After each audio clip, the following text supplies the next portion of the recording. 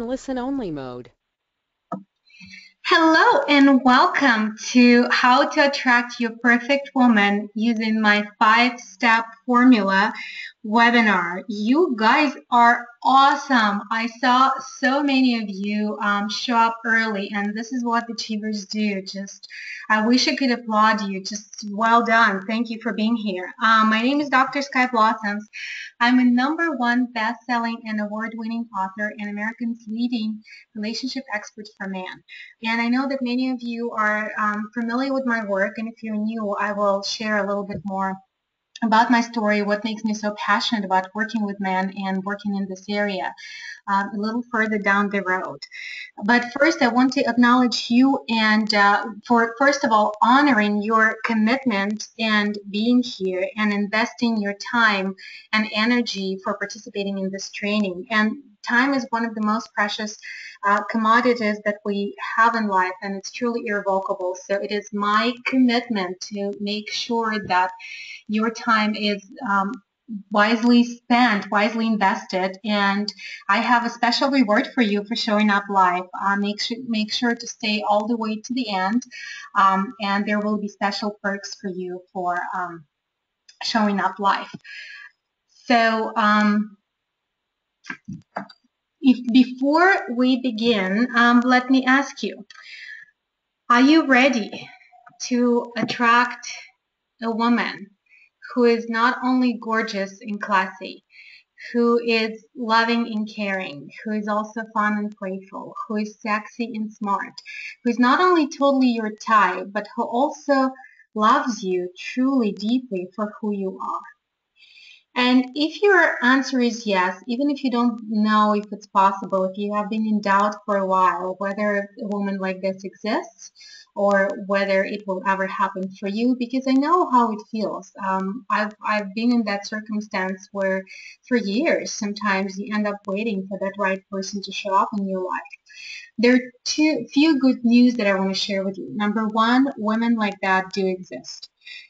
Yes, they are a rare find, but they're out there and they are just like you, sometimes lonely in the end of the day, and they're really, really yearning for a man like you to just win their heart and to be by their side and to share their happiness together.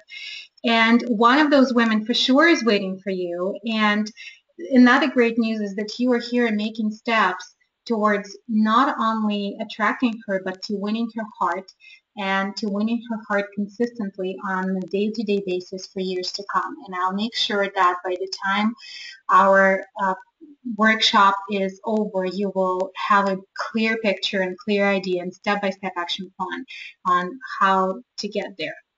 So again, welcome, and let's dive into our agenda. We have a lot to cover today. You are going to learn 3 biggest mistakes that most men, even smart, successful, and intelligent, make that keep them attracting wrong women and what to do instead. We will dive into how to develop unshakable confidence and increase your sex appeal from inside out. You are going to learn 3 secret desires of women, which you will never guess, but I'll share with you some insider tips that will get you ahead of the game. And how to start a natural conversation with any woman, beautiful and gorgeous, that will result in a date. And of course, you are going to learn my 5-step formula along those lines, and I have more delightful surprises along the way. And before we get into the content, I have a few housekeeping items that are important to bring up. So first of all, make sure that you turn off your cell phone, close all your other browsers, and we have a lot of material to cover in a very, very short period of time. So I will do my best, and I need your participation in order to learn in an accelerated way, to get the most out of this and to maximize your time here. You need to engage all of your senses, and this presentation is prepared to engage as many of your senses as possible because you have visual images, you have things in writing, I'm speaking, so you're going to be engaging your auditory sensors.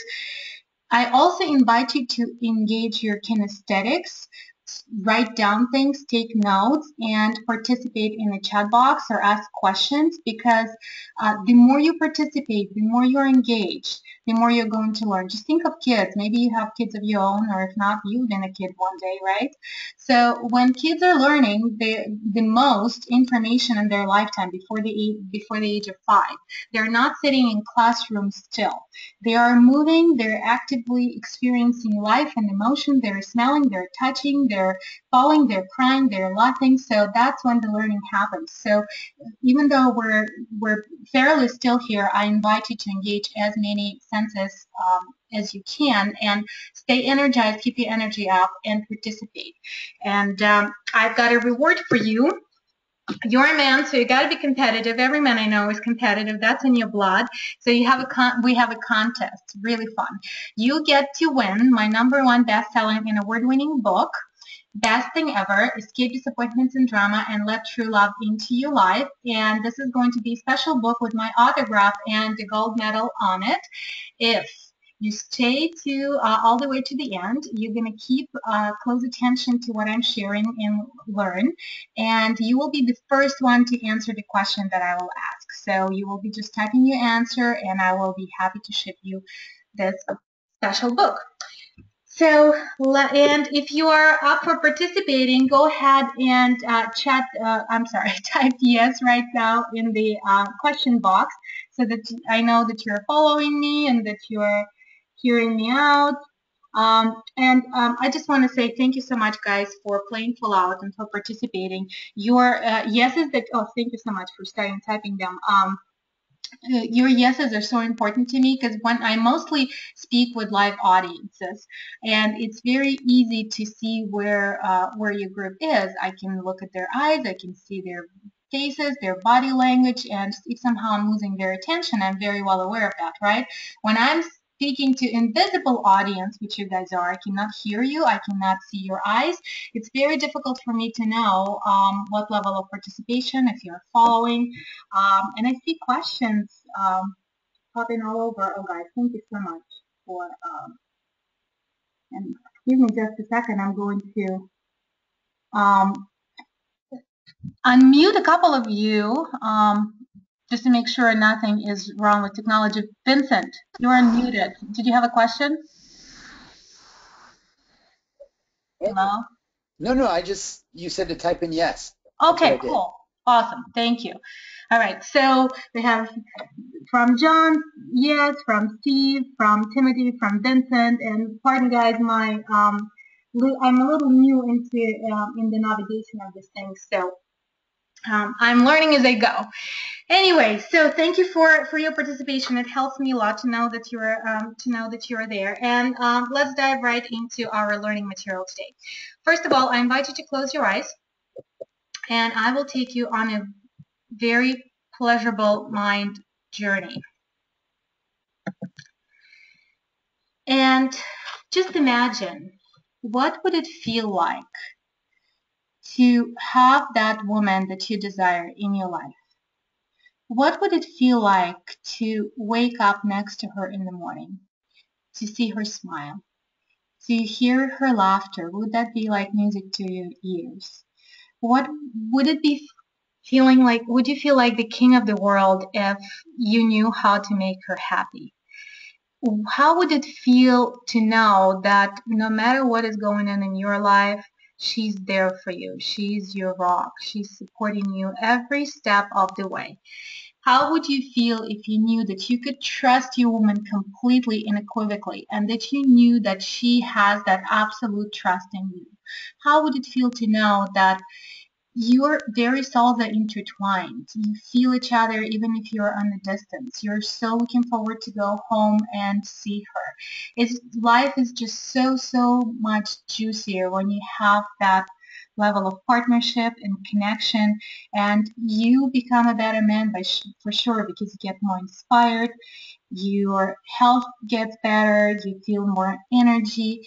Just have that vision of what would that mean for you to have that relationship that you have always dreamed of, and get in a feeling place of that.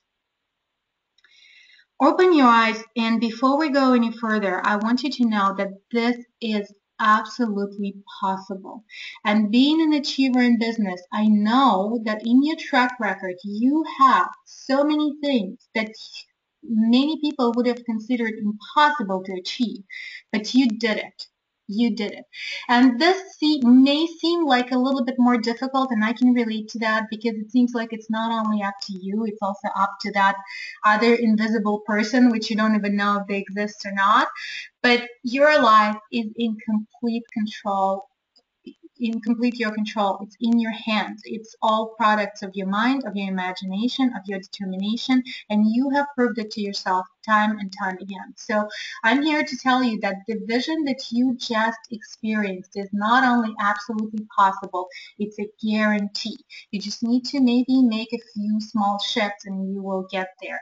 And I know that firsthand, and I've guided hundreds of people through this process.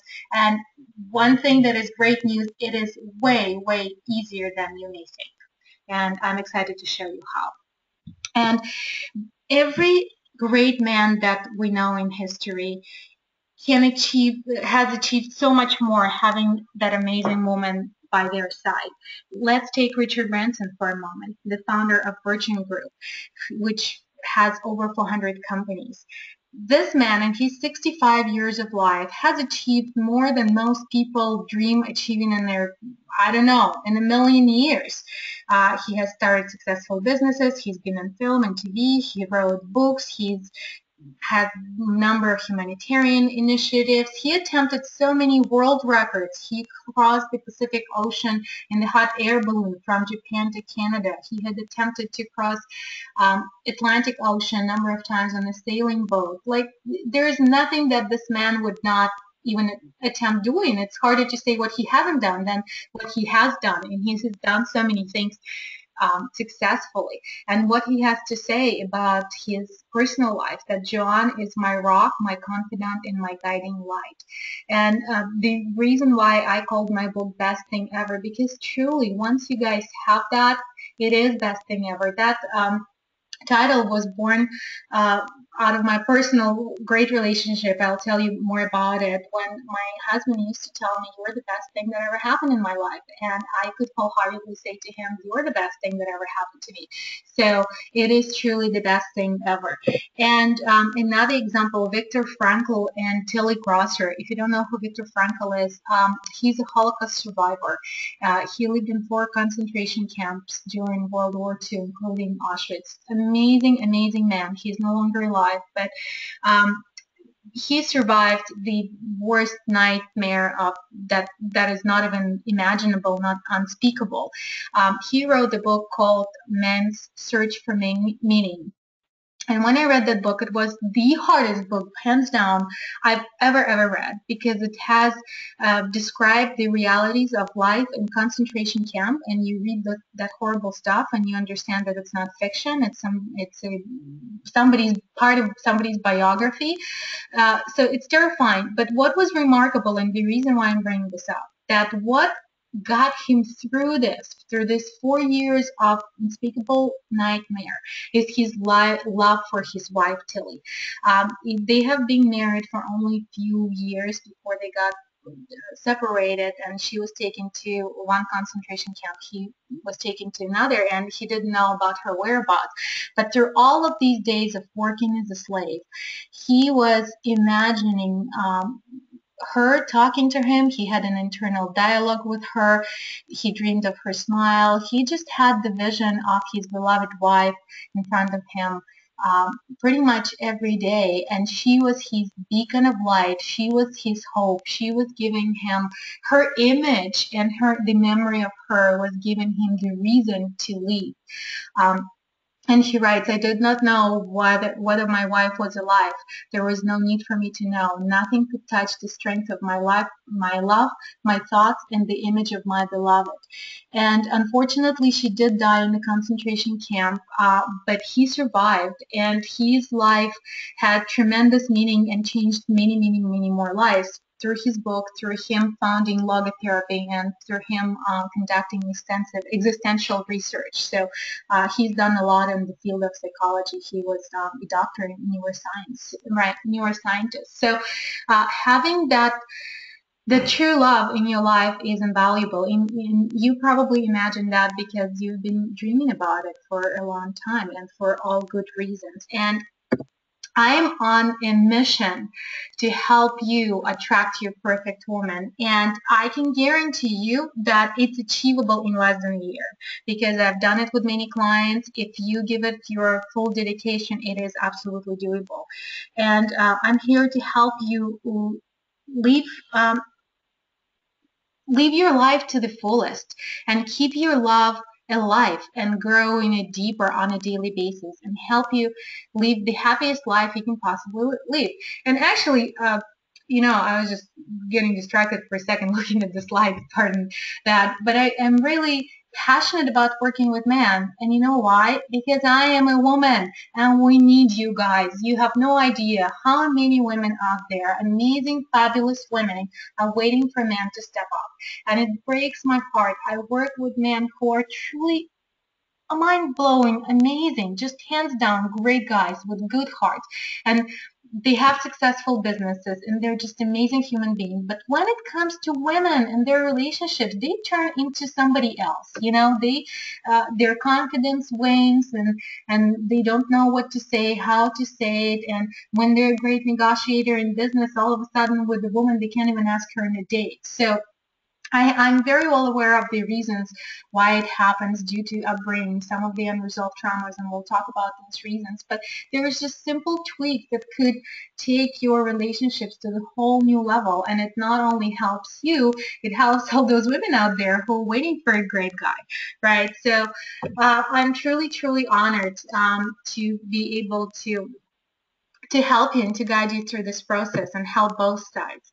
And what makes me an expert, why you should even listen to me? There are a few things. First of all, I'm a woman and I am, so to speak, a target market, right? And I'm an attractive woman. I get a lot of attention and just besides my personal, very extensive dating experience in relationships, and I'll tell you more about it. I have a lot of attributes that many men would say would list that they want in terms of confidence, in terms of looks, in terms of education, in terms of ambition, level of success, and things like that. And I'm here to tell you that women think differently, and the women of high caliber, they do have certain way they operate and certain expectations, and I'm happy to teach you that. I'm happy to give you some insider tips. Besides, I have a very strong, solid track record and ton of education on the subject, plus experience. I've graduated from a medical university. I've studied psychology, human behavior, and all kinds of modalities for over 2 decades. And I have, on top of that, an intuitive gift that I was just born with, where I know exactly what's holding somebody back pretty much in no time. And add to that experience of working with hundreds and hundreds of people, you get guaranteed results fast. And one of my amazing clients, dearly, dearly love this man, Thomas Baylor says, "Sky is seriously one of a kind. Her wisdom transcends time and space. Her guidance is gentle yet pointed, and I'm truly grateful for this journey with her on my own inner freedom." This man is truly legendary. He was an associate producer with Where the World, wrote so many songs that you would know, and worked from anybody everyone in the music industry, from Michael Jackson to Elvis Presley to Barbra Streisand, you name it. And now he's in his 70s and he's started the whole new career, wrote 2 successful books, he speaks to audiences. It's just remarkable, and what an honor to help phenomenal man like Tom. And this is my other client, Wynn Henderson. He interviewed me on his radio show and then reached out for help. And with him, it was a great result. 3 days after my consultation with Dr. Sky, I met a woman who lives 42 miles away from me. We fell in love at first sight and are dating exclusively. Thank you. So that's the email he sent me, and I asked him if I could use that as a testimonial. And this man has his own book on relationships. So it's really, really fun to being able to make a shift in somebody's life, and especially fast. So even though right now I live truly a dream life and I get to work with amazing men that I truly admire, my starting point was different. And since we're going to spend some time together, I think it will be fair if I share with you a little bit of my story, and you will understand deeper why I'm so passionate about what I do.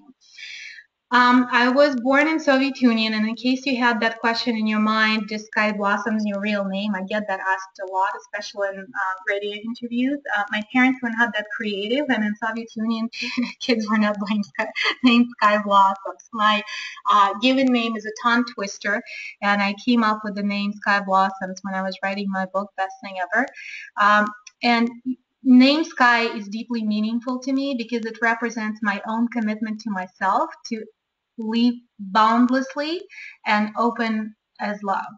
So I know some men tattoo their goals on their body. I personally don't have any tattoos, but name Sky is like my mojo. It's my daily reminder of what I'm all about. So the environment from which I come from, it was really poverty, extreme scarcity and deficit.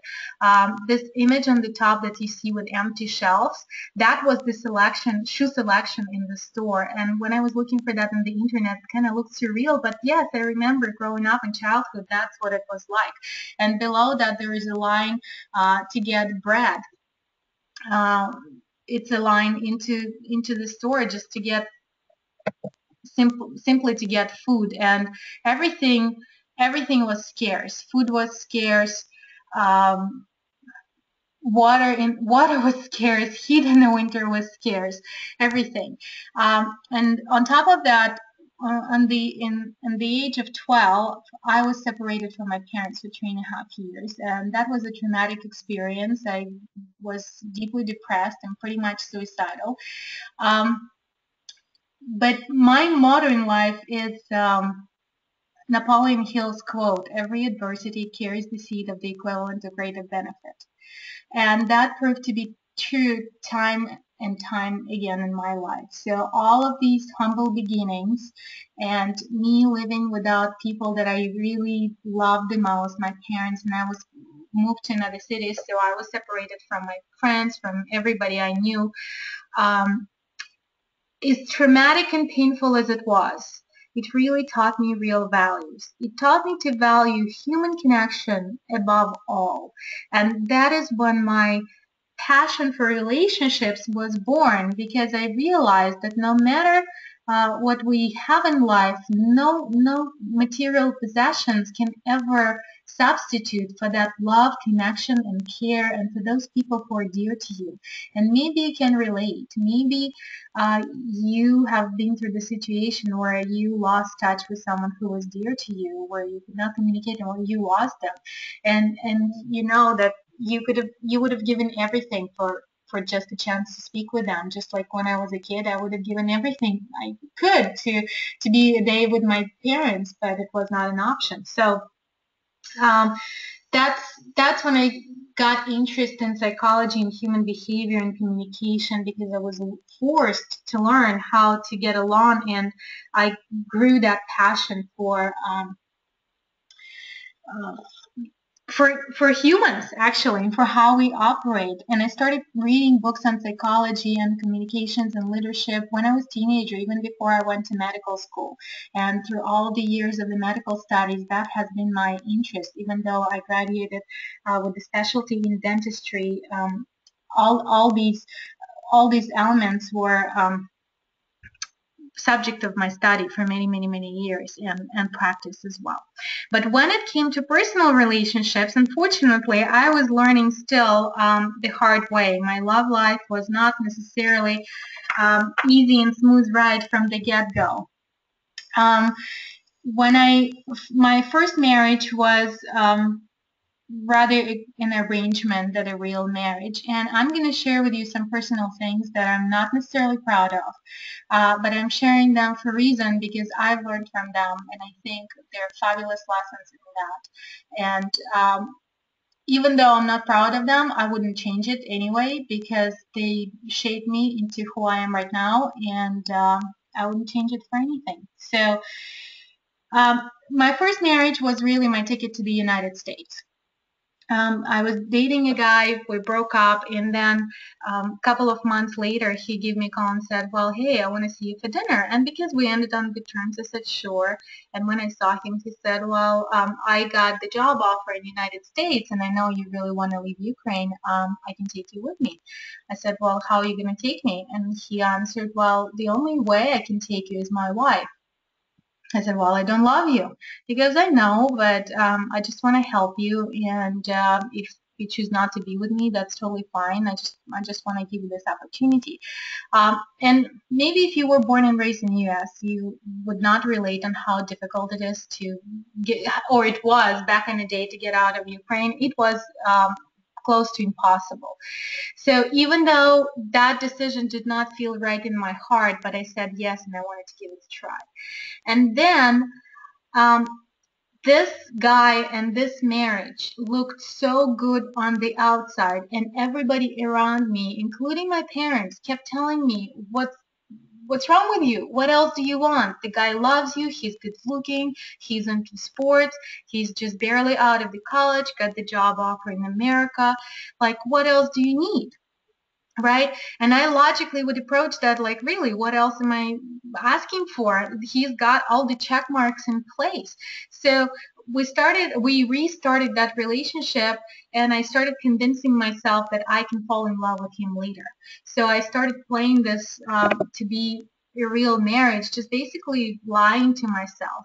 And of course, I did move to United States, but that lying to myself could not last, and soon after we got divorced, and it was probably emotionally I paid the highest price ever for that. That was that was not in integrity with my heart, and it did not feel good at all. So what I've learned from that I will never make a deal with myself. I will never make a deal with the devil, so to speak. I will never fall for something that shines like gold but doesn't feel right.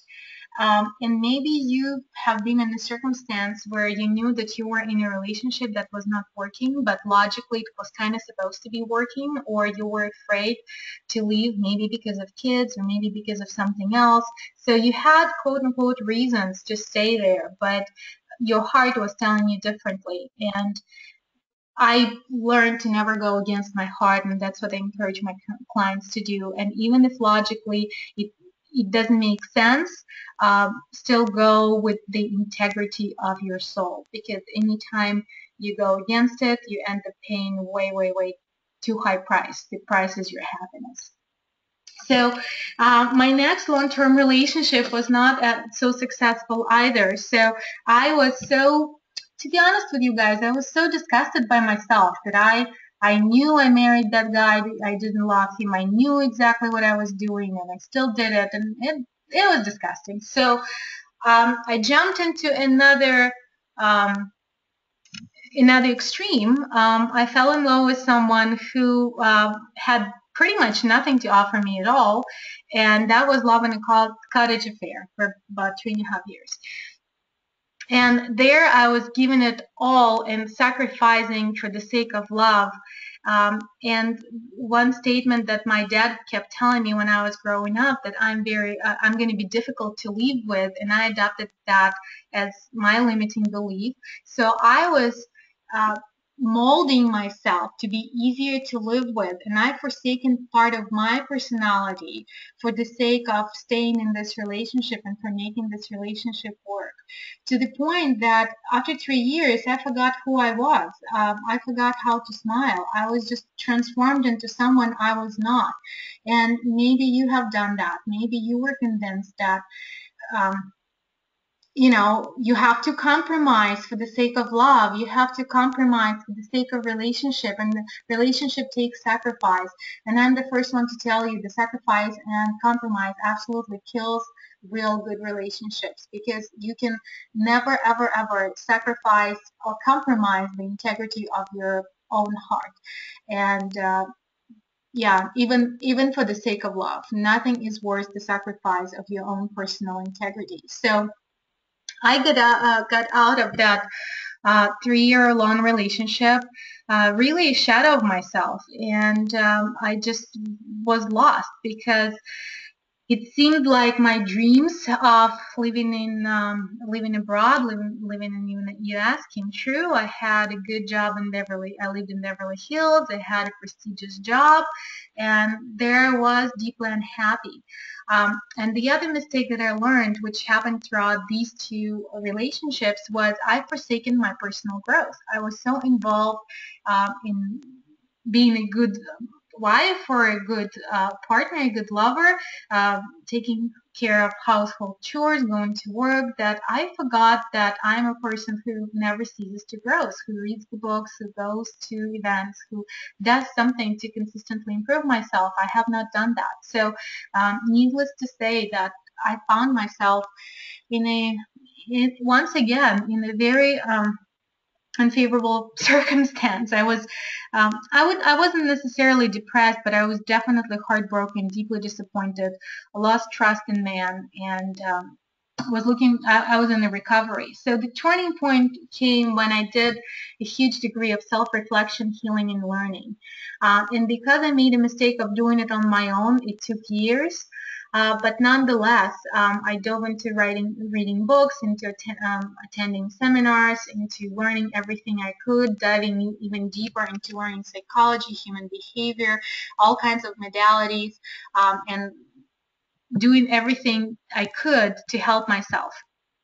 So as the result, it paid off, of course, and I got absolutely new level of confidence. I rediscovered who I was and my own identity. I got absolutely clear on what I wanted in my next relationship.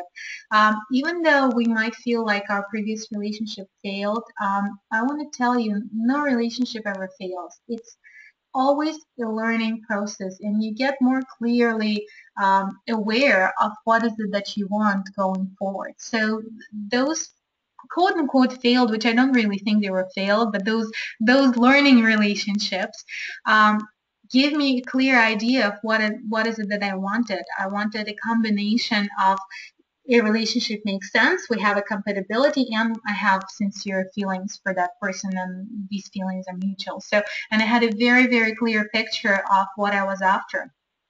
And as the result, I was going on many dates. And sometime later, my best thing ever happened. I met a guy, we fell in love from the first sight pretty much. For him, it was right away. For me, it took a week to respond. But it was truly a fairy tale like love story. We met in a place called Eden. And it was the easiest relationship ever. It was amazing how challenging all of my relationships before that were, and how this one was just a smooth ride. It was easy, it was fun, it was joyful. We had so many things in common. It was just amazing. And we started traveling. We traveled the world for almost 2 years. And when I had the inspiration to write the book, because I just thought, oh my God, I discovered this treasure after so many years of struggles and trial and error and tears and everything else. This is just the best thing ever, for real. How many people, like everybody, deserves to have this? How do I share this? And when I had this idea to write the book, I thought, well, maybe I just got lucky. Maybe we're lucky. Maybe there's no there is no system like that. And I started doing research, and I found couples who are happy, like truly, truly happy together. I studied them in detail. I interviewed them. And what I discovered was that the principles upon which my relationship, my best thing ever, was built was not accidental. There was science to that. Every successful couple I interviewed, even though they had different stories, even though they met under different circumstances, some of them were married, some of them were not, but what was in common, there are certain principles upon which their relationships are based were exactly the same as my relationship with my husband was based on. And the fundamental belief systems and fundamental value systems, they were all matching. That was remarkable. So I included their stories into my book and into my research. And then, of course, I took it further on helping more clients with that. And it says, the slide here says that we had great 5 years together. Yes, we had amazing 5 years together, and we did get divorced last year. That might come as a shocker, but in this case, it was a growth step for both of us. We're still, we still have great relationship, and we just moved on, and I'll explain why a little later so that you really can get it. But let me make a step back. Before I met this amazing man, Alexei, I was dating many wrong guys. My dating frustration lasted probably for 2 years when I was going on a lot of first and second dates, and every time I would be sitting across the table in a fancy restaurant with someone and I'm like, sure, he's not the one. It was a heartbreak every single date. And I've learned a lot from this, and I want to share with you the 3 biggest mistakes that I see my clients and a lot of even smartest and most successful men make that lead them to dating wrong women, and most importantly, how to avoid these mistakes. And as a woman, I was doing part of these mistakes as well, so I have first-hand experience in this. So mistake number 1 is lack of clarity, and we touched on this a little bit already. Most men, when they start looking for their perfect woman, they start with the list. I want her to be this tall, I want her to be blonde brunette, this this size, this level of education, and this is an absolutely backwards approach. And let me explain to you why. Like basically almost every man I make, when I ask them a question, what kind of relationship would you like to have, they start with describing, well, I want her to be XYZ. And the same to women, they start describing their ideal mate. And this is the very last step in the process. By no means it's the first. So here's why. There are 3 levels of connection in a relationship, and this is a very simplified version for the sake of the time that we have, but I want to make sure that you get an overall picture. So the level 1 connection is on the body. This is a relationship which is mainly chemistry driven and predominantly based in sex. This kind of relationship is typical for teenagers or people in their early teens who are just exploring their sexuality. And I'm not saying that it's not present for some people in a more mature age, but most of us go through this type of relationship in our very early years. It does lack intellectual stimulation and emotional connection, and it is satisfying only on a surface level, and it leaves you at the end of the day deeply unfulfilled. So this is basically only chemistry. The next level of connection is when to chemistry you add its body and mind, and this is a relationship where your attraction to each other is supported by similar interests and lifestyle, where your conversations are enjoyable, and when you inspire each other, when you're good friends and you enjoy sex, and but there's still something a little bit missing, and you can't quite put a finger on it. But there is one missing piece, and what's frustrating that there's nothing you can complain about. You get along. It's easy for you. But there is an inner void that you cannot explain, and this is partly the reason why my husband and I parted ways, because we had crossed over between level 2 and 3, but we never reached together level 3, and we could not get there. So, and I will explain to you in a second what level 3 is. But body and mind is an amazing relationship. Most people will call it as good as it gets, and most people will never get to the level 3, because level 3 is when your very souls are intertwined, when you have passion, love, chemistry, deep emotional connection, and your life purposes are perfectly aligned. Your compatibility is far beyond just hot sex or complementary character traits or similar interests. Your very soul missions are in perfect congruency, and you support and stimulate each other to grow into living the fullest potential of who you can be. So with this person, you can be the fullest expression in this physical body on this planet in this lifetime. And this is a little challenging. It can be a challenging connection because it will stir up and call for you to uncover and embrace your darkest sides. You will get so deep with each other that it literally will require supreme level of vulnerability, and you would have to be completely naked and completely trusting and completely open with each other. So it does take a lot of courage, but this is the relationship through which you ultimately discover the creator or God or universe, however you want to call it, through loving your woman. And this is ultimately satisfying, ever alive, and constantly evolving experience. This is what they write in books about. This is love that transcends time and space, and this is where you together are way, way, way more than just two people. And before we move on, I want to say that you have to assess your level of experience and skill set before you decide which level you want to play at. And it is absolutely fine if you want to play at level 1 or level 2, or you want to take it to the level 3. There is no judgment whatsoever, but you need to be honest with yourself and decide what you're after. And just like Olympic athletes, if you don't have enough experience and you have not been on the playing field long enough, maybe you don't want to compete in the Olympics and World Championship, right? Maybe you can be just happy winning at your local club. You have to decide for yourself where you at, and you're gonna get exactly what you're after. Just bluntly speaking, if for a while you have been sex starved, go after that first, and then once you get that urge out of your system, then you can look for more. Because if you have that urge, the horny glasses over your eyes, you won't be able to see into the heart and soul of a woman. So get that out of your system before you go deeper. It's all okay. It's all part of human experience.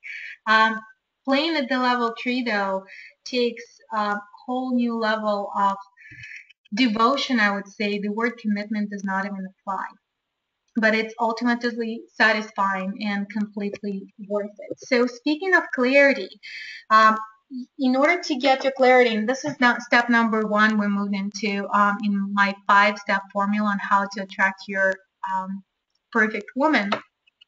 Step number 1, you have to get that clarity. You have to know what level of relationship you want. You have to get in touch with your why. Just like in your business, if you are in a business simply for making money, it's not going to take you very far. You have to be in touch with deeper drive, something that makes you come alive, something that pulls you forward, something that makes you want to wake up in the morning and do whatever it is that you do. You have to know why. So ask yourself, why do I want to be in a relationship? Why do I want to meet my perfect woman? And some answers might stem from limiting beliefs, like I don't want to be alone, or I'm afraid of dying alone, or something like that, or I want to have kids. And those are not to say that those are bad reasons, but they're fear-based reasons and they're inspiration or love-based reasons. So get in touch with the deepest desires of your heart. Get very clear on them, what drives you. And it's not only going to help you find the right woman who's going to match your ideal, but it's also going to help you succeed in a relationship in the long run, because your missions and your purposes for a relationship, your lives, they have to be compatible. They have to match. You and your woman have to want the same things. And then when you form that amazing union, you become more than just two people. It doesn't become about you anymore, about her anymore. It becomes about us. And that entity, us, is way bigger, and it has its own energy, if you will. And you have a greater purpose to achieve together. For example, I would say I'm trying to think of an example of like great couple, even like let's say, all right, Richard Branson and Joanne, his wife, that we talked about.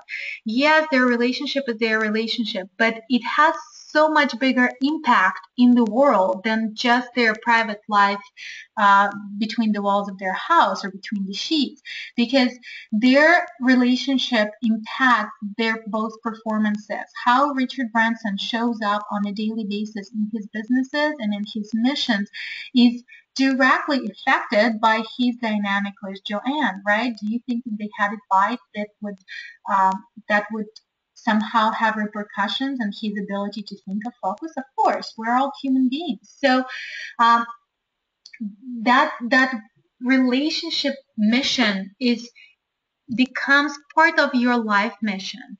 And then when you have a challenge or an argument, disagreement, you're not anymore after just being right. Once you remind yourself what's your why, what's your purpose for this relationship, you can see farther and rise above those little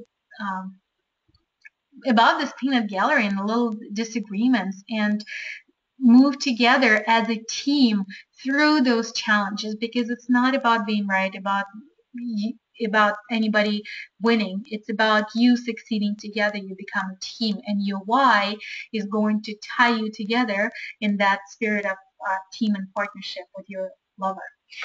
Now, design your experience. This is what you do. We did part of that when I asked you to visualize what your experience would be like when you are with your beloved. Instead of combining the list, think of how you want your day-to-day life together to look like. How much time you want to spend together. What kind of things you want to enjoy together. Is this important to you that you laugh together? Is this important that you like similar music? Would you want to have kids together? Design your life. Just like if you were designing your dream business, you would design your lifestyle first and then cater your business to your lifestyle, right? Uh, so that you can have overall happiness and not just go after money. The same thing. Um, Design your experience together. And then once you're very clear on the vision of how you want your life together with this amazing, incredible woman to be, then ask yourself, well, what kind of woman uh, my my partner needs to be in order to fit into this vision. And then you naturally will derive your list. Well, she needs to be kind. Well, she needs to be caring. She needs to be educated. She needs to be driven and ambitious. Or maybe she wants to stay at home and raise our children. Whatever that may be, whatever you list will be organically growing from your vision and from your just from your why and from the whole idea of experience that you are designing. And then the next step is challenge yourself to match your dream. You have to also ask yourself, what kind of a man do I need to be to match my own vision? And create the list of things which already match your vision, like I'm already successful, or I'm already physically fit, or I do have great sense of humor, right? And also list the things where you believe that you fall short and see what could be addressed and how you could improve in those areas. And on the right, you see the image of a vision board. I'm sure you've heard of vision boards and you know how effective they are. It's truly invaluable. I've definitely done vision boards and I keep doing them. Before I met my husband, I did have pictures. I didn't have a vision board, but I had pictures symbolizing love and connection and couples and affectionate couples pretty much throughout my home. So I highly encourage you to get the visual representation of what your relationship will be like and have it displayed in a visible place so you can have a point of reference and inspiration for that matter. All right, moving on. Mistake number 2, emotional baggage. That's when you carry an invisible weight with you of old pains, disappointments, guilt, shame, blame, all kinds of things. And some of them may be related to your past relationships. Some of them may be coming from your childhood experiences with your friends, with your peers. There is a whole plethora of things that we kind of sweep under the rug throughout our lifetime, but then they kind of weigh us down nonetheless, and they show up when we least expect it in the most kind of ugly ways, and it really impedes the relationship success. Here's why it's dangerous, because your emotional baggage will trigger you to have difficulty trusting. Maybe it will trigger you to get on a defensive side when you are presented with something that you don't like, right? Or overreacting, or being hesitant and indecisive with your woman, or have, or maybe I work a lot with men who have difficulty feeling. They have endured so much pain in their early years, and their compensatory mechanism was to shut down that pain and shut down their feelings, so they are not even aware of how they feel. So that could also be product of unresolved past traumas. Turning into a wimp. I've seen this happen time and again. A man who would be like truly a lion and a king in the business world turns into a doormat with his woman, and he cannot explain it. And a lot of times it goes back to their relationship with the mother. I once received a phone call from an acquaintance who said, well, hey, I know you work with men and relationships. My wife is about to leave me, and I love her, and we have kids together. Call her, tell her not to leave me. That was his request. I said, well, I'm not going to call your wife, but if you want, I can talk to you. And sure enough, when I met with him, he started by complaining on his wife and how it wasn't fair that she was about to leave him and what is wrong with her and this and that. But when we got in deeper, and then it went back and forth between him blaming her and him saying that he loves her and he doesn't want her to leave, but then she's not good enough here and there, but he loves her and he doesn't want her to leave. So it was a little bit of a mess.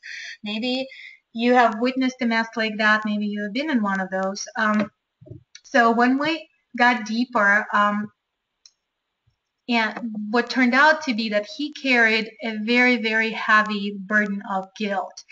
And it came from an incident when he was growing up man, and he bought his first car.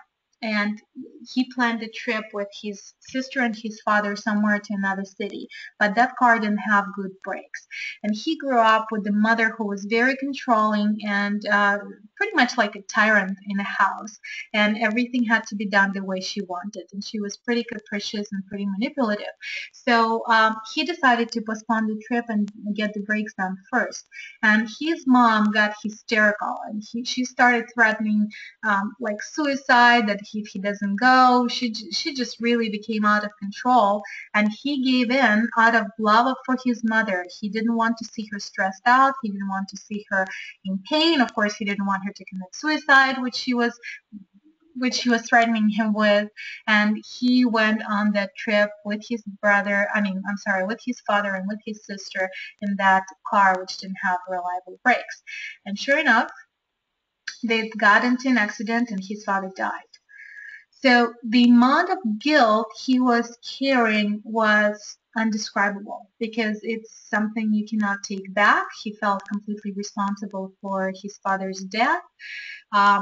And of course, he could not step up and be a man that his wife needed him to be, because he felt like shit all the time. He felt worthless. He felt beyond the loser. He felt like he killed his own father, you know?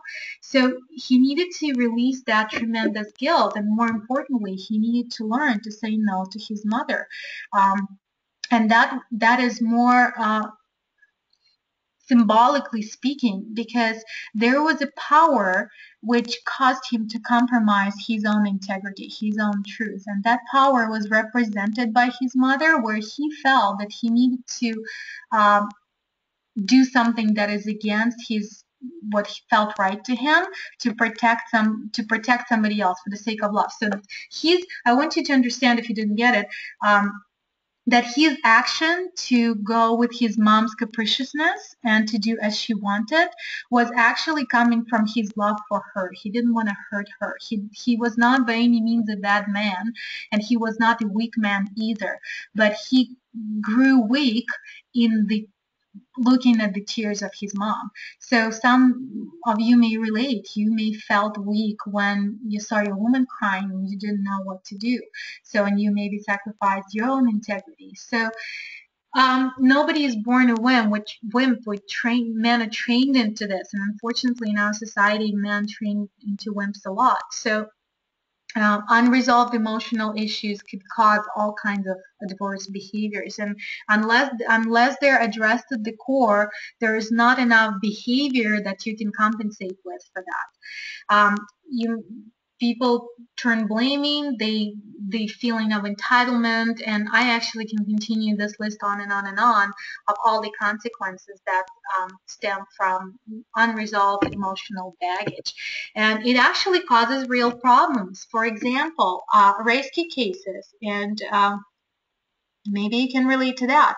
Rescue cases is when you start dating a woman and she has problems and you try to be a saving knight for her, and you try to solve her problems for her. Oh, she's just young and she's just not sure about her career. She's just trying to figure out her way out. So I'm going to pay her rent and I'm going to support her and I'm going to do this and that for her. And then you end up heartbroken because she turns around and finds another one who can support her better, or something you do she doesn't like and she vanished and you don't understand why. Or I have done this rescue case with my second long-term relationship where the guy was wannabe forever, right? We moved to Los Angeles together and he wanted to become a film composer, and I thought he was seriously pursuing the career. So I was the one working and bringing consistent income while he was making money on occasion, but not in a reliable way whatsoever. And I was supporting his career, thought, well, let's help him succeed and then I'll find my mission and purpose. And frankly, after so many years of me supporting mostly both of us, um, finally he said, well, I decided I don't want to be a film composer anymore. I want to write scripts. I want to be a screenwriter or a producer. I want to produce movies. So once he said that, I realized that I'm dealing actually with the loser who is a wannabe and forever going to be a wannabe and will never go anywhere. And my argument with him was, make at least $2,000 a month to cover your own expenses, or I cannot stay with you. And unfortunately, he could not meet that requirement on a consistent basis. And it sounds rough. Yes, I broke up with a guy over his inability to make money, but this is the reality. I cannot have a respect for a man who does not have his bases covered and who cannot support himself. So, and moreover, he does not have respect for himself, so he cannot be a man. So those rescue cases, you end up in those circumstances just like I did, because I had my own emotional things that I had not dealt with at the time. So I attracted this guy and I stayed with him, convincing myself that it could work. Once you resolve all these holdbacks, you value yourself on a whole new level, and you are not willing to settle anymore for someone who needs rescue. It's like, if you want to see a graceful dance, both people in a couple need to hold their own balance. Imagine two birds. One has right wing broken and the other one has left wing broken. If they got together and compensated for each other's deficiency, can they fly? They really can't. You need to stand on your own ground pretty firmly. You need to have your own bases covered before you can share your happiness really with another. And of course, once you found your the love of your life, you're gonna be together with through thick and thin, and through all kinds of circumstances. Life is not perfect, right? And it's going to serve you lemons. But there is a certain level of self-responsibility and self-respect that each partner has to take. So once you've addressed your emotional baggage and resolved it and dropped it, you're not going to be taking on rescue cases. You will be wishing for better for yourself, and you're going to be demanding better. Compromises. We talked about that when you end up in a relationship which is not what you want. I had the privilege of working with a young entrepreneur, amazing man. It was another one of those cases when I'm in total admiration of who he is, and yet his relationship was limping. He started dating this woman that he really liked, and she was reciprocating. And in a couple of months into their relationship, he discovered that she was still communicating with one of her exes and even visited him in another city. Then he confronted her, and she confirmed that she still had some feelings for her ex. This was not obviously the kind of relationship that my client wanted, and yet he was afraid that if he said something that he was going to lose this woman.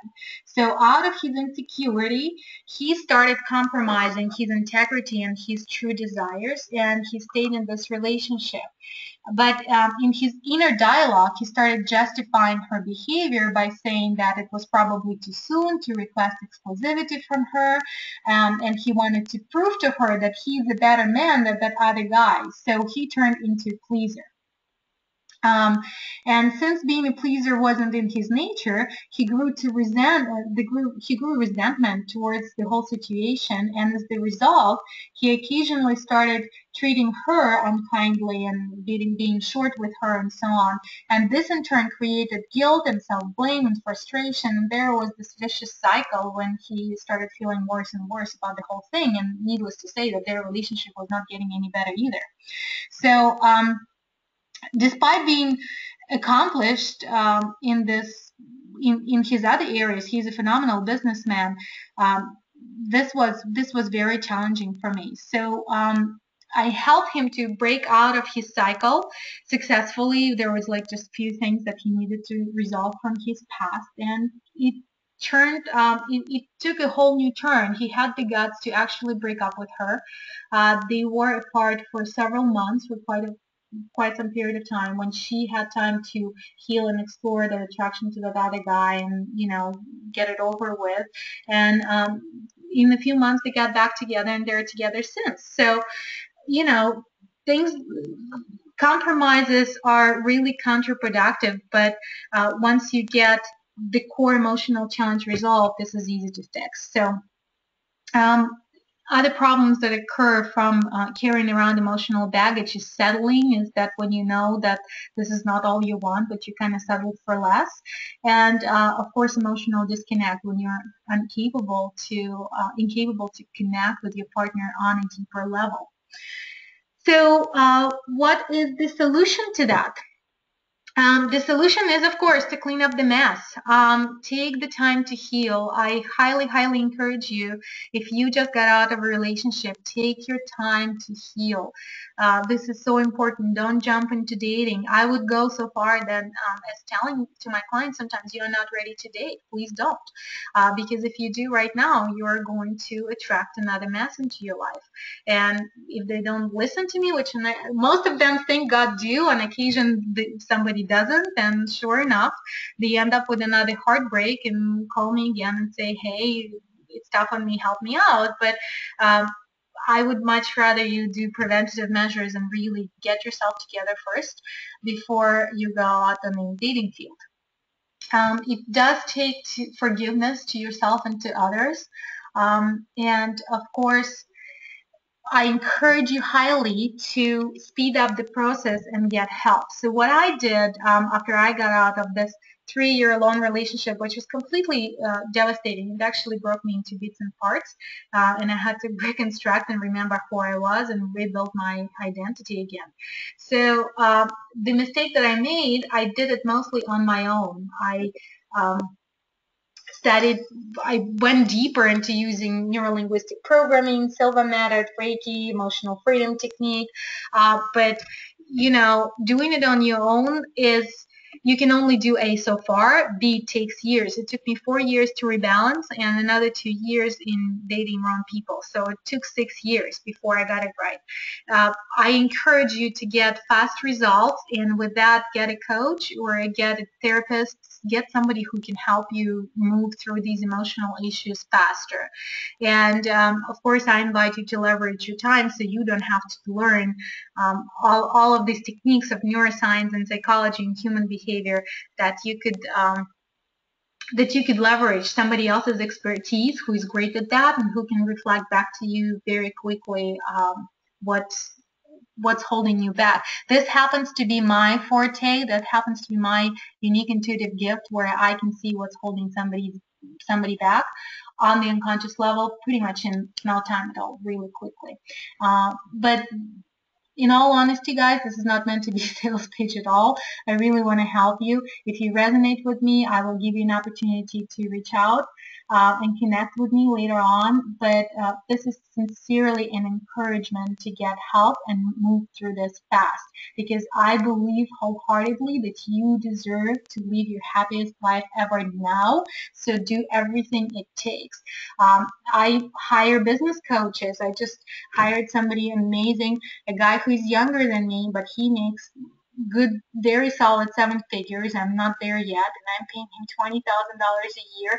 And oh my God, in my first 4 hours I spent with him in my VIP day, he's given me so much. He solved one major business problem that I had for a year and a half.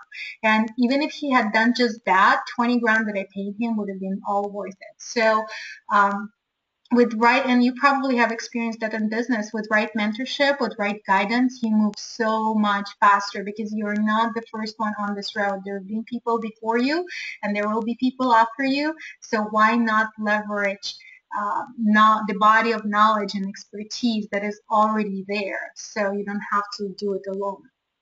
All right, let's move on. Mistake number 3, incongruence. That's when your beliefs and your ideas contradict your vision. Let's say if you had experience of a woman cheating on you and you want a loyal relationship where you have mutual trust, then you might have this limiting belief where it says, what if she cheats on me? All women cheat, or like many women cheat. A lot of women have that belief about men. All men cheat sooner or later. So you would have to adjust those beliefs and bring them in congruency with your vision. Or let's say all good women are taken, or a woman like I want doesn't exist, or whatever that may be that is not in full alignment with your vision. You have to address within and make sure that your belief system is matching your vision, so there's no contradictions. Otherwise, they're going to trip you over and over again. And of course, logically, the step 3 in our 5-step formula is congruence. You need to know what you want. That's when you know what you want, you feel that you deserve it, and you believe it's possible for you. So those are 3 elements of congruence. When you know what you want, you feel that you deserve it, and you believe that it's possible for you. I want to encourage you guys to type yes in the question box right now, so I know that you are with me and that you are following. Okay, I'm getting yes from Richard. I'm getting yes from JJ. I'm getting yes from Adam. Awesome, guys. Thank you so much. Thank you for typing yes. That helps me to know that you're not asleep, that you're still with me, and we're moving forward. All right. Next step, step 4, confidence. This is the fun part. Here are the true elements of confidence that stem from within. It's self-respect, strength and power, kindness and care, integrity and purpose. We touched on some of them already on integrity, where you do speak, and when you speak and act in congruency with the truth in your heart. Kindness is when you care about yourself and you care deeply about others. Purpose is when your purpose is bigger than yourself. And strength and power is when you know your own capacity and you own your power. And self-respect is self-explanatory. So when you possess all those 5 qualities from within, and they're deeply rooted in you, the visual attributes of this type of confidence come absolutely natural. You smile. You have the demeanor that speaks confidence. You have certain posture. You are decisive, and you have the guts to be bold in your actions. And here are a few tips that are practical and you can apply right now for building irresistible confidence. And before I share them, I want to give you a warning. Don't try to be nice. And this is so counterintuitive sounds counterintuitive to many men that I say this to, because they have been trained to be nice. In our society, it's considered to be good to be nice, but not for a man.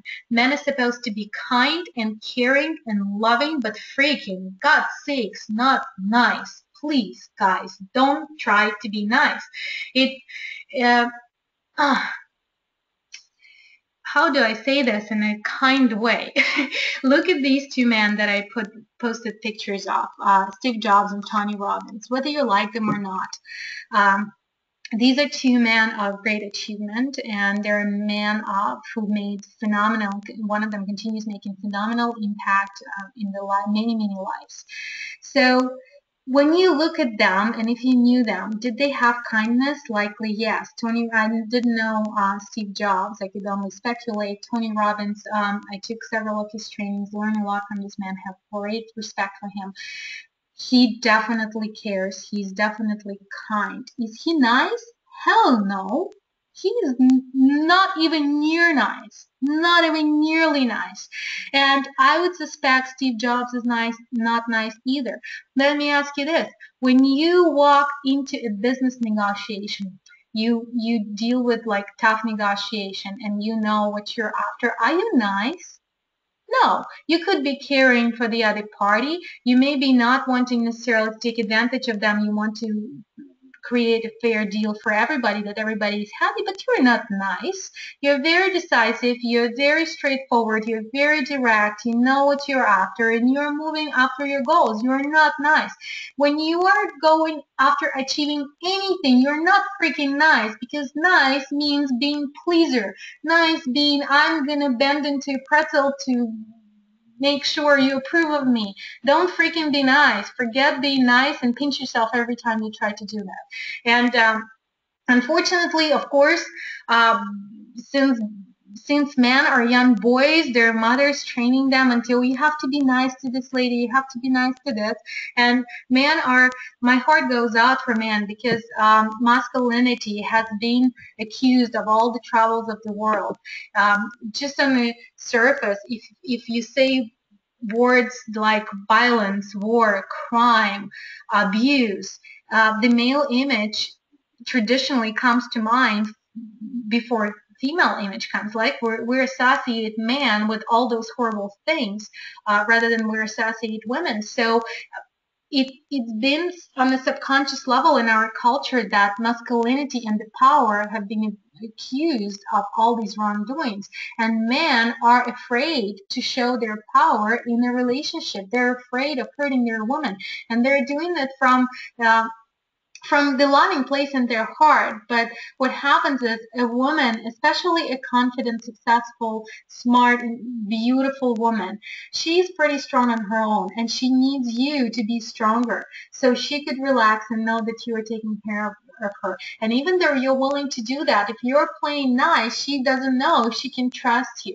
Right? Because biologically, she wants your protection. Any woman, first and foremost, you've heard that we have all reptilian brain, and genetically we're programmed. We want a man to be able to protect us and to protect our offspring.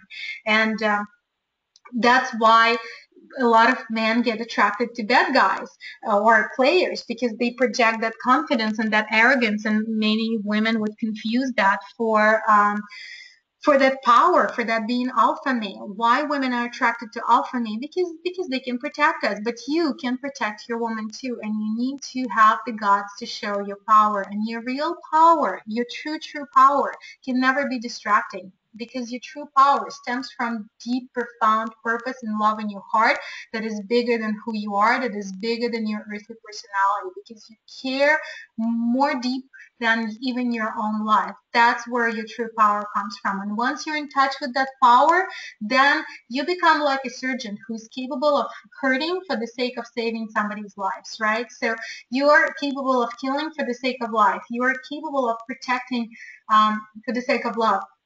You're capable of protecting.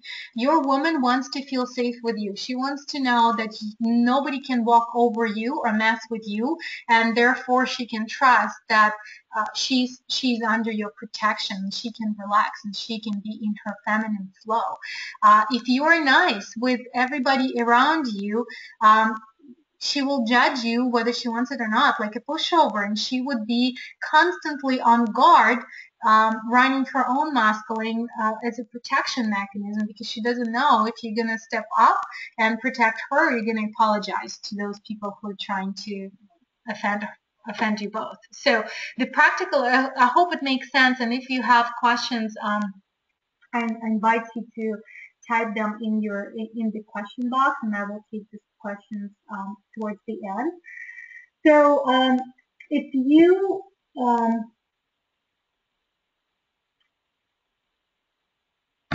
if you tips to practically build your confidence. Few practical steps. Number one, stop explaining yourself. That's just in communication. Well, I couldn't call you because XYZ. No, I'm not available on Friday because I'm doing that and that. Not to your woman, not to anybody around you. Learn to make statements like no is a complete sentence, and you don't have to explain yourself every step of the way. And I see men in attempt being nice. They're doing that with the waiters in the restaurant. Oh, can I please have some salt because this bacon needs more salt, or whatever, right? Can I please have some more water because I'm thirsty? You don't have to say you're thirsty. You don't have to explain yourself unless you're specifically asked, right? Of course, don't take it to extreme. If your woman is asking you why not, have an answer for her. Don't try to play games. But in general, you don't owe anybody an explanation of anything. You don't need to justify your actions or your choices. And if somebody is interested and inquires, then you can choose to answer or not. That's your choice. And it's their choice to accept that or not, and it's their problem if they don't like it entirely.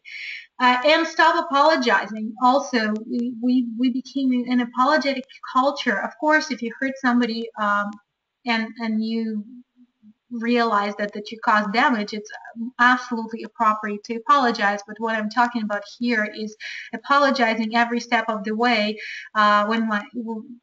it just comes in day-to-day casual communication. Oh, I'm sorry, I couldn't make it because this and that, and it kind of goes.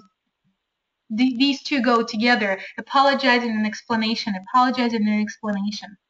So cut both of those, and you will see that people will perceive you as more confident for sure, and women will be respecting you more, and you will be respecting yourself more.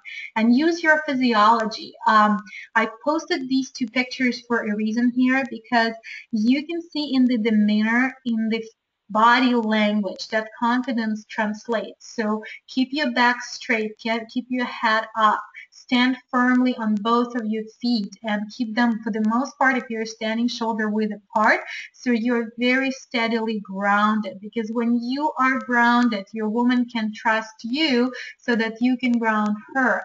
Otherwise, it becomes a very unstable place. Your woman is yearning to surrender to you. That is her biggest secret desire. She wants to surrender to you. But unless she can trust you fully, she cannot do that, because it's too dangerous for her. I don't have enough time right now to go into detail of that, but just kind of take my word for this. So you need to project confidence, and you need to project your ability to protect her and your self-respect, so that nobody would mess with you. You have to hold your own ground and protect yourself and protect your woman. So moving on. the biggest message I could give you regarding confidence, it stems from who you are. It's not from what you do, from what you say, from what you have. It's from your self-realization, from you having genuine, healthy pride in being who you are, and communicating that through your posture, through your integrity, through your words, through your care, and through your actions. All right, step number 5 in how to attract your perfect woman formula is connection. Once you have attracted your woman and made the first contact, you need to know how to connect with her.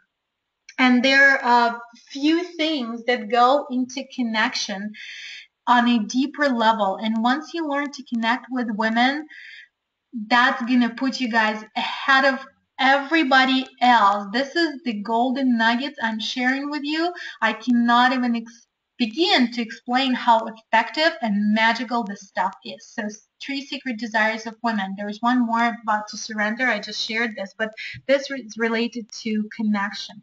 A woman wants your presence. What does this mean? The presence means that you are giving her your entire attention in this moment in time. You're looking her in the eyes and you are looking deeper than her eyes. You're looking into her heart and soul and you are feeling her. And you are not distracted. You are not thinking about anything else. You're fully present in your body and with her. This kind of attention is so rare. I love people watching. I observe crowds and I would just like to see the couples. It's a rare skill, and that alone is remarkable. And when a woman sees this, and the high caliber woman, she will respond to this. I guarantee you that. And you can practice presence. I'm going to share with you one exercise, which actually one amazing couple I interviewed, Molly Apple and Joe Dunn, offered. They said that they practice presence together, and I said, well, what do they do? One of the exercises, they practice eating an orange, and they just slowly peel an orange together, and they totally soak up the color, the vibrancy, the juicy, those little sprinkles of oil and juice that disperse in the air when they start peeling the orange. Then they start totally savoring its aroma and every bite, and they eat it together. So they are fully enjoying the experience in the moment of now, giving it undivided attention. So give that gift of presence to a woman, and that is going to create magic. And it's interesting. One of my clients, I was teaching him about the importance of presence, and he goes like, "Well, but I wouldn't offer presence just to anybody, right?" And I said, "No, Ron. I offer my presence to every single person I meet. This is my vow of respect and acknowledgement and honoring to the human being that I'm conversing with right now. And if I don't believe that this person deserves my undivided attention and deserves my presence and deserves my acknowledging of them, why the hell am I talking to them? So it's either I'm wasting my time talking to somebody I should not be talking to, or if I really value this person, they freaking deserve my undivided attention. So give it to every person you meet, and you will see how your friendships, your every relationship in your life will transform, and women will respond to this. I guarantee you that. Number 2, feel her. Really feel her heart. That's a trained skill. You would have to practice before you really can hone your ability to feel your woman. But that's just really paying attention to her, paying attention to her subtle changes in her body language, in her facial expressions, and her whether she's with you and listens to your story, whether she lost your interest, whether she is engaged or thinking about something else, whether she's hesitant or she's a little fearful. If you could speak to her what's going on with her before she's even aware of that, that's like, oh my god, that's incredible. In one of my relationships, recent relationships, I had the experience, which was it truly amazed me. When my mate said, well, I started worrying about my business, and we had a casual conversation, and I didn't even say anything. I was just sitting in front of my computer, and and I had a lot to do or something. And he goes like, okay, honey, you are about to go into overwhelm, and I want to catch you before you get there. Guys, what a relief that was. This was just magical. This was amazing. I'm like, really? You know I'm about to go into overwhelm? Oh, thank you. Yes, I am. And then he's offering me his like gentle guidance and counsel, and sure enough, I didn't go into that overwhelm, and I had so much appreciation and love for that. So it does pay off. And take charge. This is the most important thing. If you want a feminine woman and you are a masculine man, take charge. You are the leader of the game. And don't ask her where she wants to go for a date. Propose a plan. Don't ask her what she wants to do. Propose a plan. For everything, propose a plan and give her choices. If you're not sure, ask her preferences, inquire, and then come up with a plan and give her a choice. Don't tell her what you want to do and leave it an open-ended question. Women hate that. They are tired of that. She doesn't want to think for herself. She wants you to think for her. If you are taking the leadership role and the man role, that's what you get. You got to be in charge, and she's got to follow. It's like in a tango dance. You lead, she follows, and she trusts your lead, and you need to trust your own lead. So take the time to learn about your woman, what she likes, what she doesn't like. Come up with a plan, and if you're not sure that one plan is the ideal plan, come up with 2 or 3 plans, give her a choice. So that's that. We have only a few minutes left. I want to give you a few tips on how to approach a beautiful woman, just kind of step-by-step process, and we'll share with you a very special invitation as a gift for showing up and playing with me full out. So let's move quickly. How do you approach a beautiful woman? What do you need? Do you need to be Brad Pitt and would be perfect looking, being young, masculine, full head of hair? No. Do you need to be a natural? What men call to be a natural, like naturally charismatic, naturally know how to what to say and how to say it? No. What do you need? You need to learn and practice, and all of this stuff is a very learnable skill. And here are the steps to take in any social setting. Here's how to approach a woman. By the way, before I go into this, I want to warn you guys. One of my clients some time ago called me up and said, Sky, what do you think about pickup artists?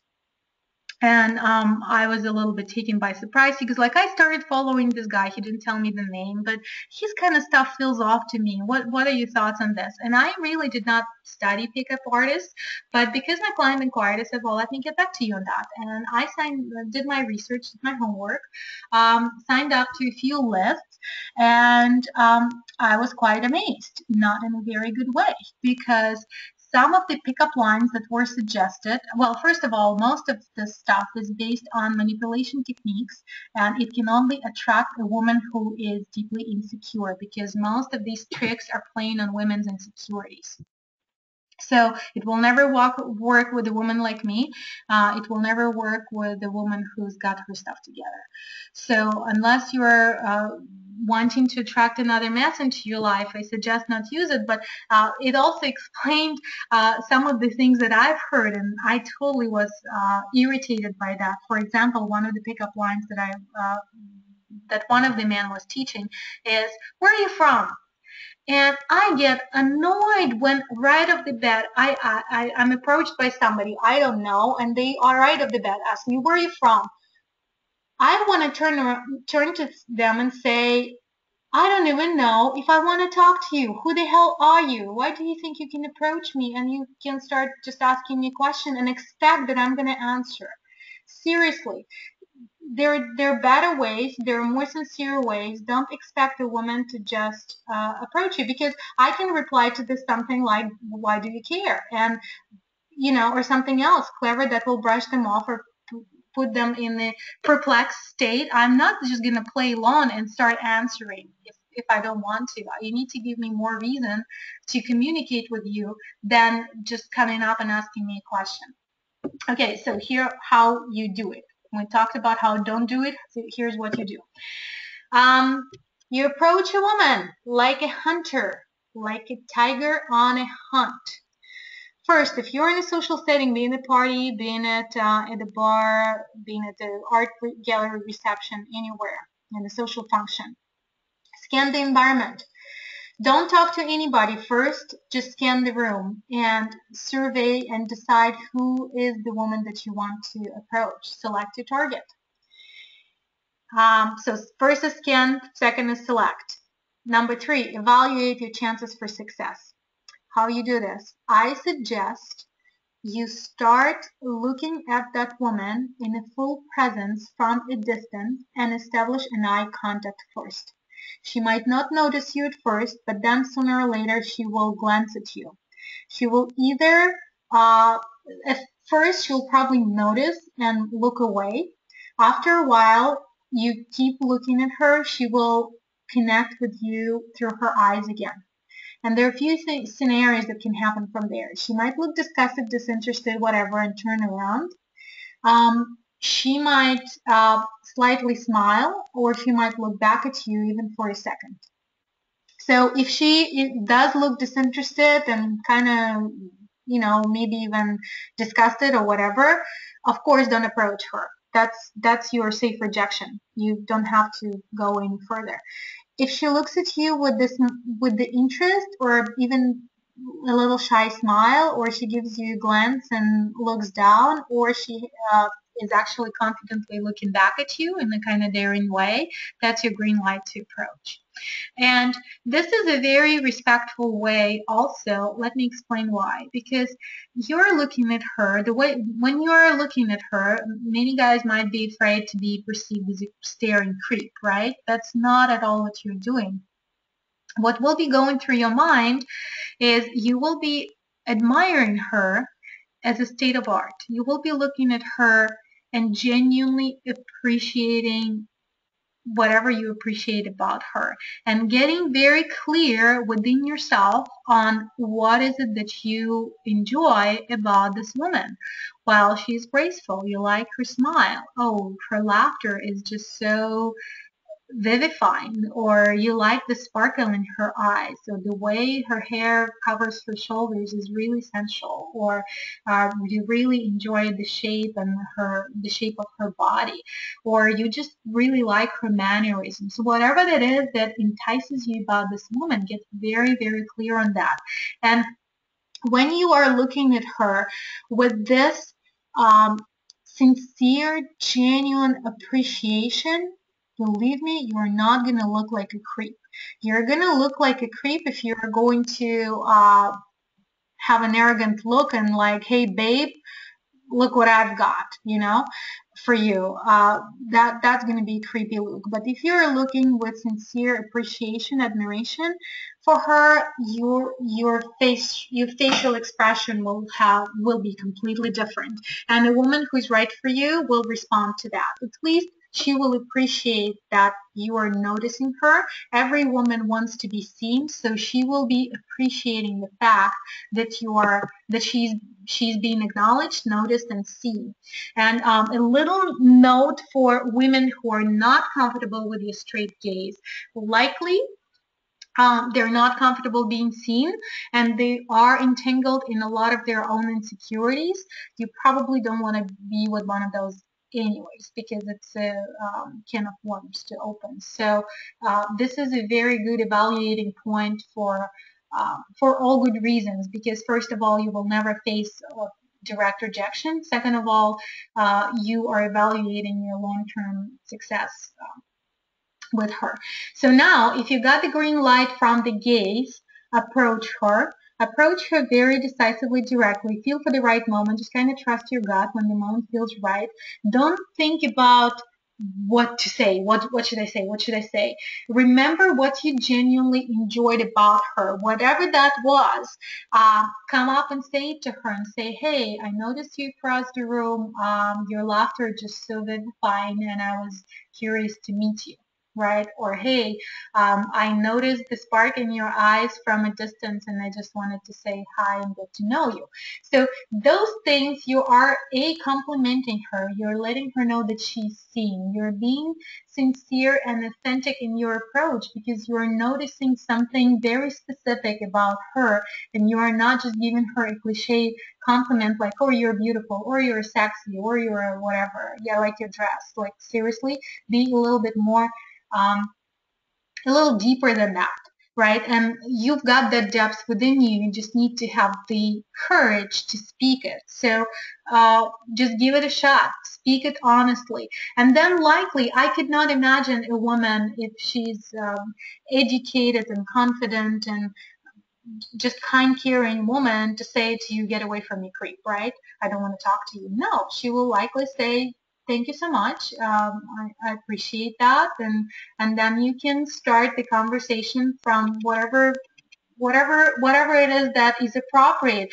I would recommend starting a conversation on a non-personal subject. Let's say if you're at the birthday party, just say, oh, how do you know a birthday boy? Or if you were at the art exhibit, say, how do you like this exhibit so far? If you were at the bar, say, what brings you here on Saturday night?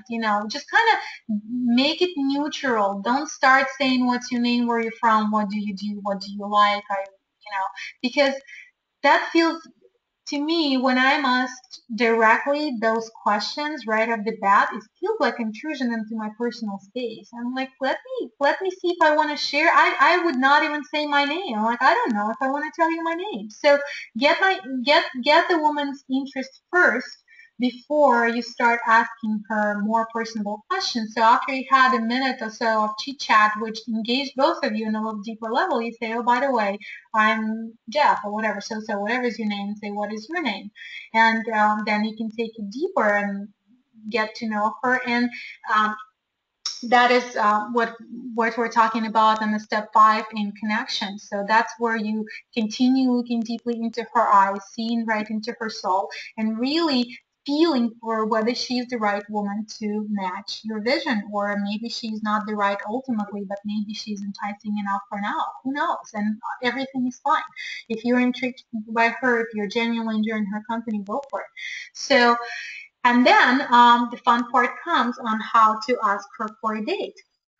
Then when I suggest not having this first conversation very long, I suggest to cut it reasonably short, where you had enough exchange of information that you at least know if she's got a boyfriend or whatever. By the way, don't ask that directly. Just kind of um, notice if she has a ring or anything like that. And usually women who are involved in a relationship, let's say if I am in a relationship and I am approached by somebody with clear interest in asking me out, and as women sense that, of course I know what you're after, right?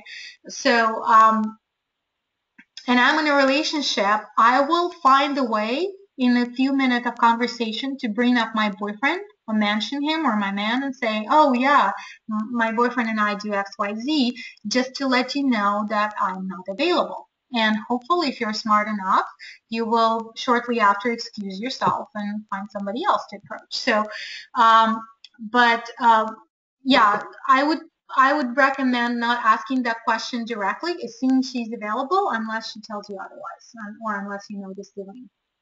And then when the time feels right, just say, hey, I really enjoyed speaking with you, and I would love to ask you out. What is the best phone number to reach you? Just straight ahead like that, and pull out your phone and have her enter her information into your phone, and then right on the spot text her and say, hey, I just texted you my number, see if you got it. So make sure she pulls out her phone, and this way you double check that there is no mistakes, misspellings, and things like that. So we're going a little bit over time and we still have a few things to cover, so I'm going to move on. And yeah, I had a privilege of helping hundreds of people to reclaim their confidence, and I want to give you the opportunity to get there faster. So sorry, my PowerPoint is jumping a little bit.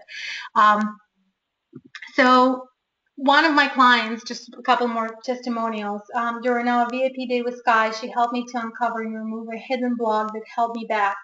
And now I understand myself better, and my confidence and overall happiness have been taken to a new level. My other great client, Dr. Wong, said, Sky helped me break free from a vicious cycle of a toxic relationship. I'm seeing clearly now and I'm feeling great. I feel more confident and more comfortable with myself. Yeah, what an amazing man he is. So if you are ready, I'm about to share with you what to do next, what are the next steps. If you are ready to take the next step, just type in the chat box, yes, right now. Give me your yeses. I know that you guys are with me. Awesome. This is so much fun to see your yeses. Thank you, thank you, thank you, thank you. Appreciate it. Yay. Okay, cool. I'm glad you're with me. So you have two options from here. You can do it yourself, follow the steps that I shared with you, and apply them, try them out, or you can get fast results with my help. And as I mentioned before, I've learned to get professional help in my business and in my personal life, and even with my own relationships. When I'm going through a challenging circumstance, I do ask other people for help, even though it's my area of expertise. Sometimes it's hard to read the label on the bottle when you're inside the bottle. So the results are much faster when you get expert help. So with that, here is my today's special offer for you. You get a free strategy call with me, one-on-one. It's completely free. Here's why I want to do this. Because I care about you. And I know that you can make one woman exceptionally happy. And she will make you the king of the world. And it would make my life purpose achieved to help you do that, to help you claim your confidence, to help you hone your vision, to help you be the man that you are, the best man that you can be in your love relationship. So with that, during the clarity session, during this free strategy call, I'll help you get clear on the vision, on what is it exactly that you want and what kind of woman you want to attract into your life and what kind of relationships you two want to create together. We will identify the hidden challenges that might be sabotaging your success with women and love. And more importantly, we're going to outline the action plan for you personally, your personalized action step-by-step plan to take so that you can start winning in the game of love once and for all. And here's how you apply for this session. It's by application only. Go ahead and type in your browser right now, bestthingever.com/apply.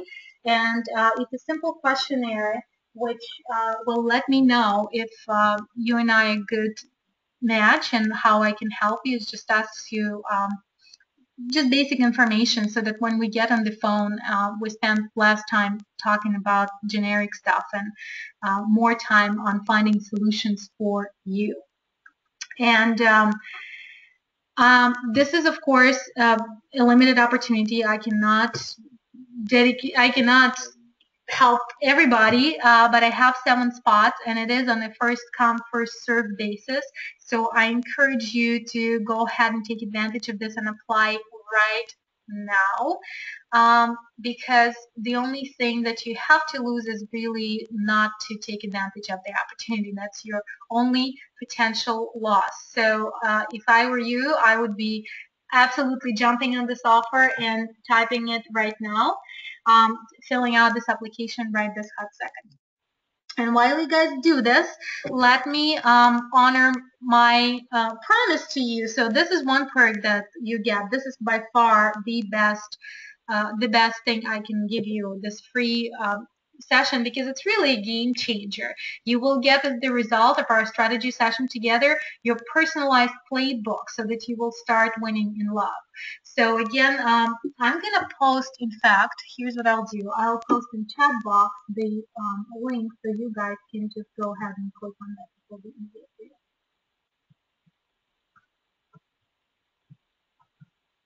and we're gonna do our contest, so we'll know who is the winner, right? So I have just posted bestingever.com/apply. Bestingever.com/apply. Click on that link and start filling out the application. And get also ready to answer the question. So here's what your prize is. Your prize is my #1 best-selling and award-winning book, Best Thing Ever, Escape Disappointments and Drama, and Let True Love Into Your Life. You did complete 2 of the requirements. You stayed to the end of this webinar. You focused on my content. Now let's see how well you paid attention and how quickly you can answer the question. I ask you guys to answer this question not in the question box, in the chat box. When you post your answer, please type it in the chat box. This is very important. So the question is, drum roll, what is the #1 mistake most men make that causes them to attract wrong women? And go ahead, type. What is in the chat box right now? What is the #1 mistake most men make that causes them to attract wrong women? Okay, that is so cool, and we have the winner. And the winner is Jason Dam. Jason, congratulations. All right, you are going to get the signed copy of my book. Yay! I hope everybody is applauding. All right, awesome. So guys, I hope you're taking advantage of this offer and filling out the application. Again, reminding you that the link is bestthingever.com/apply. And if you have any questions or you want to reach me, the email to support is support@bestthingever.com. Feel free to email your questions. Unfortunately, we're out of time to take live questions, but I will make sure to get in touch with every single one of you and answer every single question via email. I have your email addresses. All right, thanks again for joining me. You guys rock. You've been an amazing audience. I really thank you for playing Pearl out and for participating with me. I wish you, first of all, of course, love. I wish you success. Have a fantastic rest of the week, and I'm sincerely looking forward to get to know you better. So please stay in touch. If you haven't read my book, I highly encourage you to get it. It's available on Amazon, and it's called Best Thing Ever. And yeah, just I will keep you informed on what next is going on. But hopefully, you and I are connecting during our private on our private call. All right, take care. Bye.